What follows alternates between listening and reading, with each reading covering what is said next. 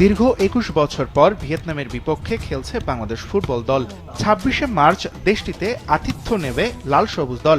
৩১শে March সিঙ্গাপুরের বিপক্ষে Asian cup বাছাই পর্বের আগে প্রস্তুতি হিসেবেই এই ম্যাচ খেলবে বাংলাদেশ।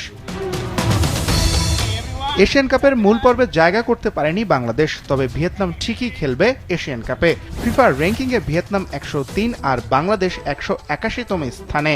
দেশটির বিপক্ষে অতীত পরিসংখ্যান ভালো না বাংলাদেশের। ২০০১ সালে বিশ্বকাপ বাছাই পর্বে প্রথম দেখায় ভিয়েতনামের বিপক্ষে গোলশূন্য ড্র হলেও পরের ম্যাচে ৪-০ ব্যবধানে হেরেছিল ২০০৩ সালের সাফজয়ীরা। এমনকি ২০০৬ সালে এশিয়ান গেমসের লড়াইও ৫-১ ব্যবধানে হেরেছিল বাংলাদেশ। যদিও গেমসে খেলে মূলত ২৩ বছর বয়সীদের সঙ্গে ৩ জন সিনিয়র ফুটবলার। এমন পরিসংখ্যান পাল্টাতে চান এবার কোচ ও অধিনায়ক। আমাদের মূল লক্ষ্য সিঙ্গাপুরের বিপক্ষে এশিয়ান কাপ ম্যাচের জন্য প্রস্তুতি। ভিয়েতনামের বিপক্ষে খেলাটা তাই আমাদের জন্য খুবই গুরুত্বপূর্ণ, কারণ তারা দক্ষিণ পূর্ব এশিয়ার অন্যতম শক্তিশালী দল। তাদের বিপক্ষে ম্যাচ আমাদের দলের আত্মবিশ্বাস বাড়াতে সাহায্য করবে। আমি চাই জয় নিয়ে সামনে এগিয়ে যেতে। Bangladesh last I would say 1 year has really stepped up, and we believe we can compete with some of the best teams in Asia now.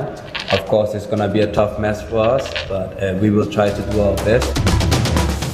বাংলাদেশের বিপক্ষের ম্যাচকে এশিয়ান কাপের মূল পর্বের প্রস্তুতি হিসেবে নিচ্ছে ভিয়েতনামও। এজন্য তারাও খেলবে শক্তিশালী লাইন আপ নিয়ে। বাংলাদেশের বিপক্ষের ম্যাচে অভিষেক হতে যাচ্ছে ব্রাজিলিয়ান বংশোদ্ভূত মিডফিল্ডার হোয়াং হেনের, যিনি ২০২৫ সালের ১৬ অক্টোবর ব্রাজিলের নাগরিকত্ব ছেড়ে ভিয়েতনামের পাসপোর্ট নেন।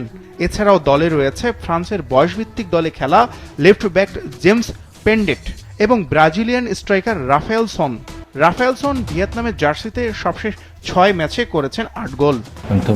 গত কয়েক বছরের তুলনায় বাংলাদেশ দলে অনেক পরিবর্তন এসেছে।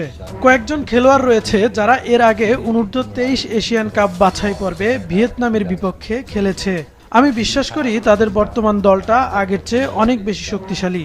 এছাড়া আমি হামজাকে চিনি। আমাদের লক্ষ্য ম্যাচটি জেতা। হ্যাংডে স্টেডিয়ামে সন্ধ্যা ৬টায় হবে ভিয়েতনাম বাংলাদেশ লড়াই।